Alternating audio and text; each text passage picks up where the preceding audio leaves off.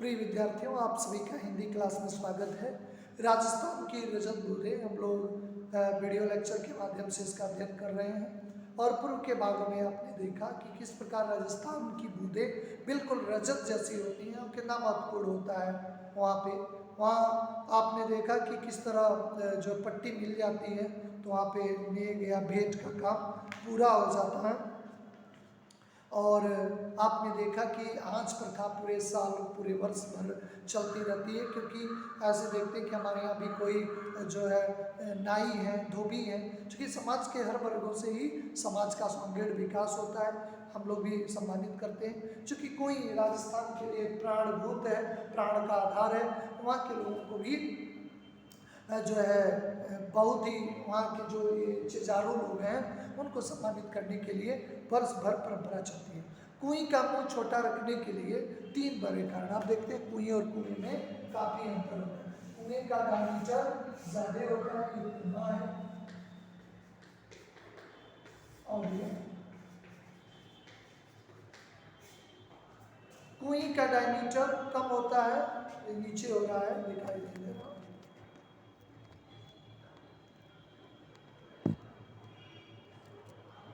जी। ये कुएं का डायमीटर जो है कुएं कम रखते हैं, इसका ध्यान।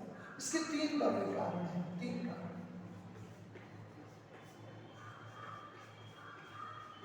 सबसे पहले कि कुएं में जो पानी है वो 2-4 ही घड़े आते हैं। बताएं लेखक ने कि कुएं में बहुत बूंद बूंद करके, नीत नीत करके, क्योंकि इसके आसपास रेत होते हैं और बूंद बूंद करके पानी इसमें आता है। तो कुएं का पानी भूगर्भीय होता है, बहुत तेजी से आ जाता है, जबकि कुएं का पानी बूंद बूंद करके आता है, बूंद बूंद करके भरता है, जबकि कुएं का पानी नीचे से आता है। तो 2 ही 4 घड़े होगा। अगर डायमीटर ज्यादा है तो 2-4 घड़े पूरा फैल जाएगा। इसमें जब फैल जाएगा इसको बाल्टी से निकालेंगे, निकलेगा ही। अगर ब्यास कम रहेगा तो पानी, जैसे पतली गिलास में कोई दूध दे तो ऊपर भरा हुआ, मालूम होगा ज्यादा दूध है, और कोई चौड़े मुंह वाले गिलास में दिया जाए तो लगेगा हमें दूध की मात्रा कम मिला है, लेकिन मात्रा वही रहेगी, बस इस पर निर्भर करेगा उसके ब्यास पे। ब्यास कम होगा यानी गहरा कम होगा तो पानी ऊपर तक आएगा, बाल्टी आसानी से डूबेगी और पानी निकल जाएगा। और कुएं का जैसा अगर कुएं को चौड़ा बना दिया जाए तो ब्यास के कारण पानी फैल जाएगा और उसमें नहीं होगा। देखिए बाल्टी का प्रयोग करते हैं तो, लेकिन बाल्टी उतना उपयुक्त नहीं होती है वहाँ पे पानी निकालने के लिए। क्यों? क्योंकि बाल्टी मेटल की होती है, इसलिए नहीं निकलती है। वहाँ के लोग चरस का प्रयोग करते हैं, याद रखिए, चरस का प्रयोग करते हैं। चरस से ही पानी वहाँ के लोग निकालते हैं। चरस किसका होता है? चमड़े का होता है। चमड़े का थैले का आकार होता है, जैसे वो रस्सी के साथ जाता है डूब के और पूरा जो आकार प्रकार भर लेता है, निकल ले, क्योंकि नीचे की कम पानी थैले नुमा वस्तु होती है तो निकल जाती है। लेकिन अब वहाँ भी परिवर्तन हो गया, सड़कें हो गई, चमड़े को लोग काफ़ी लोग उपयुक्त नहीं मानते। हमारे समाज में आज भी जो लोग हैं, पहले महात्मा लोग थे, वो नल का पानी नहीं पीते थे, डोरी और लोटा लेके चलते थे, क्योंकि कुएं के पानी को स्वच्छ मानते थे। क्योंकि चमड़े के वासर आज भी बहुत सारे महात्मा हैं जो प्रयोग नहीं करते हैं, फाइबर का या प्लास्टिक का वासर पूछते हैं, अपने घरों में लगाते हैं और पूछते हैं कि आपके घर पे चमड़े का, लेकिन चमड़े का वासर ही ज़्यादा सुटेबल है, और जो फाइबर वाला है वो नल को काटने लगता है, नल की मेटल को काटने लगता है, उतना सक्सेस नहीं है, लेकिन फिर भी अपनी अपनी सोच है। अब वहाँ पे चरस जो पहले चमड़े का था, आज ट्यूब के बनते हैं, आज ट्यूब के बनते हैं। और पहले किसके बनते थे? पहले वो जो होते थे चमड़े के बनते। पहला कारण था इसका व्यास, क्योंकि पानी को आसानी से हम बाहर निकाल सके, इसलिए इसको हम वहाँ पे बनाते थे, इसलिए इसको रखते थे। और दूसरा कारण क्या है?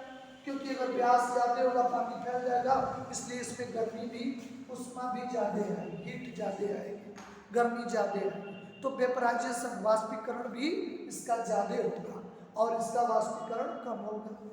इसीलिए वहाँ के लोग जो है इसके व्यास को कम रखते गर्मी। तीसरा बड़ा कारण इसमें ढक्कन लगाना बड़ा कठिन होगा, बड़ा होगा, ढक्कन टूट जाएगा। इसलिए घास होती है, खस की घास होती है। खस की घास पता है बड़ा वातानुकूलित, जो कूलर में जो लगाई जाती है घास, वो खस की, दूब की घास लगा देंगे सड़ के दुर्गंध देगा, लेकिन ये घास जो क्या होती है, खस की वातानुकूलित होती है। बहुत सारे विंडोज में भी लगाई जाती है, बहुत सारी खिड़कियों में भी, क्योंकि टेम्परेचर को काफ़ी मेंटेन रखता है। तो टाटी लगा के इसको लॉक कर सकते हैं, क्योंकि 2-4 घड़े बूंद पानी आता है और वही पानी जो लोग पी लेते हैं। तो कुएं से 2 या 4 घड़ी पानी मिलता है, और वो भी जैसे यात्रा करने वाले लोग हैं, सड़क से जाने वाले लोग, अगर उसको भी पी ले तो राजस्थान के लोगों को एक एक दूध बड़ा कीमती होता है, काफ़ी उन्हें परेशान रहना पड़ेगा। इसलिए लोग उसकी कीमत को समझते हैं और उसे लॉक करके रखते हैं। तो 3 बड़े कारण हैं। पहला, इसका पानी निकालना, दूसरा इनका वाष्पीकरण से बचाना, और तीसरा कारण क्या है इनका, कि उसकी सुरक्षा करना। ये बहुत बड़े वहाँ पे 3 ऐसे कारण हैं। और इनके पानी निकालने के लिए यहाँ पे लोहे का एक पोल लगाते हैं, और ऊपर एक चरखी, जिन्हें फरेड़ी, चरखी या घिरनी, आप जानते हैं मशीन की क्या प्रयोग, जो हमारे कार्यों को आसान कर दे।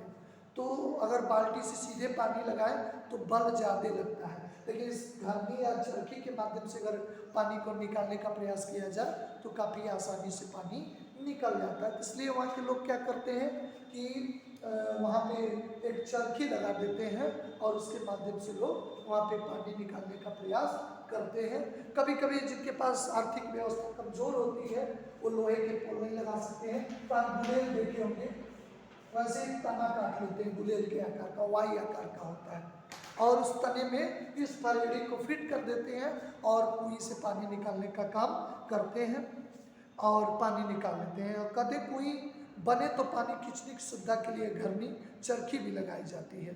ये गुलेल के आकार का एक मजबूत तने को काटकर उसमें आर पार छेद बनाकर लगाई जाती है, जिसे ओढ़ाक कहते हैं।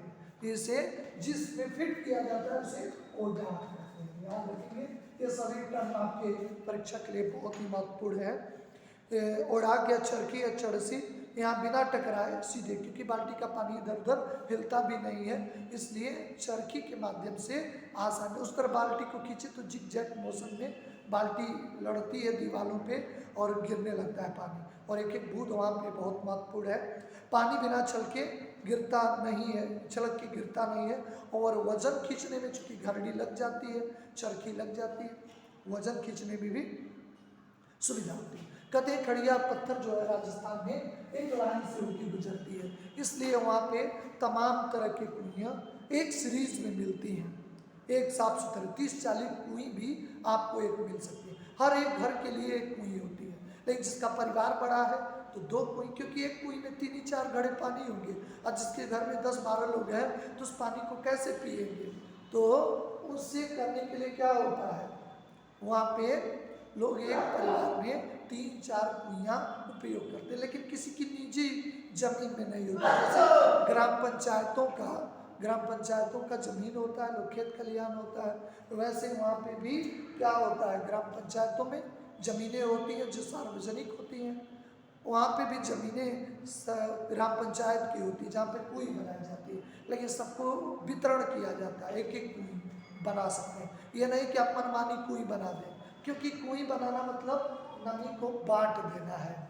अगर एक जगह एक कुएं 4 घड़े पानी देती है, तब अगर उसका 2 कुएं बना दें तो उसमें 2 ही घड़े पानी आएगा, इसलिए वहाँ पे परमिशन लेना पड़ता है। जैसे आप गांव में घर बना रहे हैं, जैसे वैसे बना लिए घर, कोई आपको रोकता नहीं है।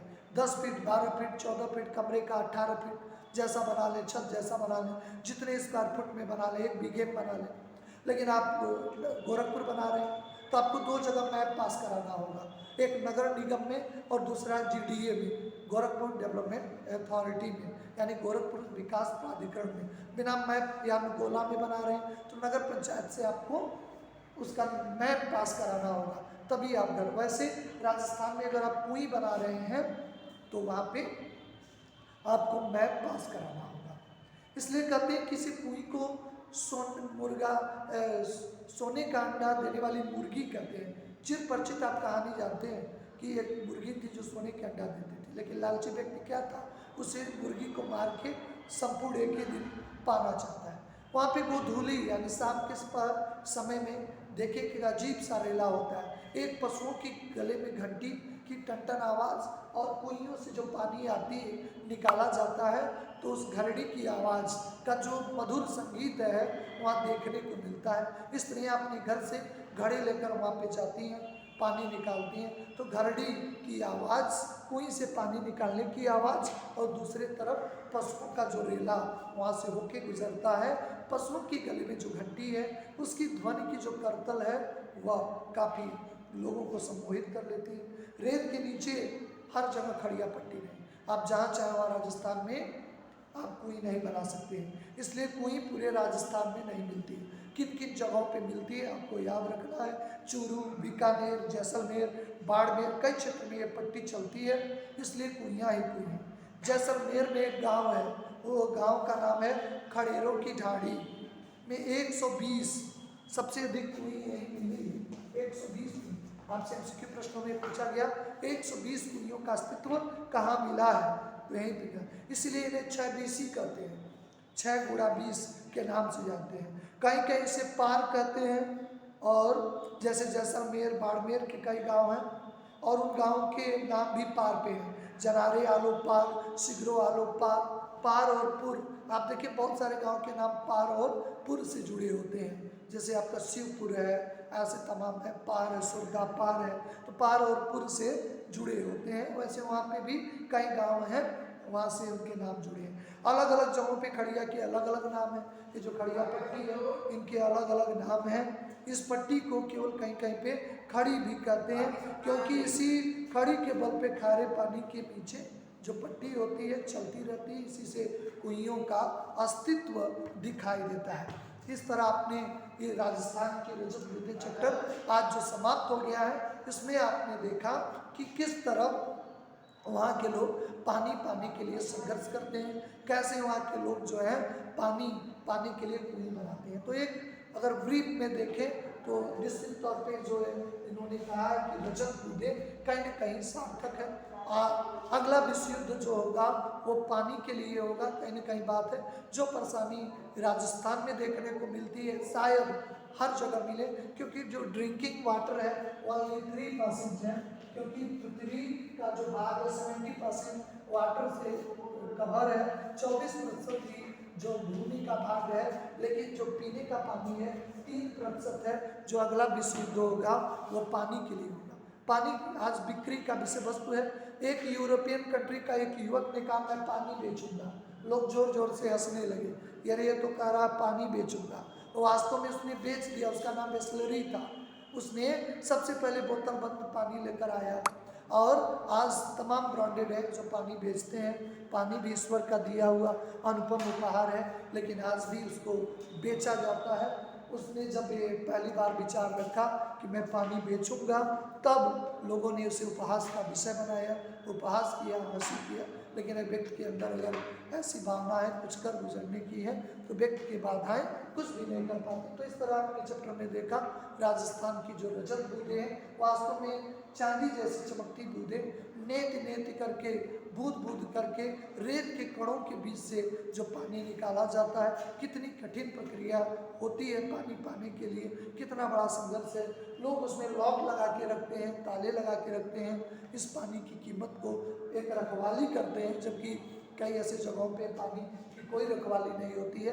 वहाँ के लोग पानी के लिए संघर्ष करते हैं। अगर पानी की ज़्यादा उपयोगी है, ज़्यादा उपयोग है इस किसी घर में, और 3-4 घड़े पानी ये कोई देता है, फिर उन्हें अगले दिन का इंतज़ार करना पड़ता है। यहाँ तक कि पहले ज़माने में लोग कहते हैं और लोग ऊँट को मार देते थे, क्योंकि ऊँट एक बार पानी पी लेता है तो अपने पेट में वो 20 लीटर का ब्लैडर होता है, सुरक्षित रहता है, उसके पानी को पीकर अपनी प्यास को लोग बुझाते थे। तो इस तरह आपने यहाँ पे इस चैप्टर में आपने देखा कि किस तरह लोग पानी के लिए वहाँ पे संघर्ष करते हैं। आशा है कि इस वीडियो लेक्चर में आज अंतिम वीडियो लेक्चर था राजस्थान की रजत दूधे आपने पूर्ण रूप समझ गए होंगे। तो नेक्स्ट चैप्टर जो है आलोआधारी में नेक्स्ट वीडियो लेक्चर के साथ पुनः आपसे जो है फिर नेक्स्ट वीडियो में मुलाकात होगी। यहीं पे ओके, आप सभी का धन्यवाद।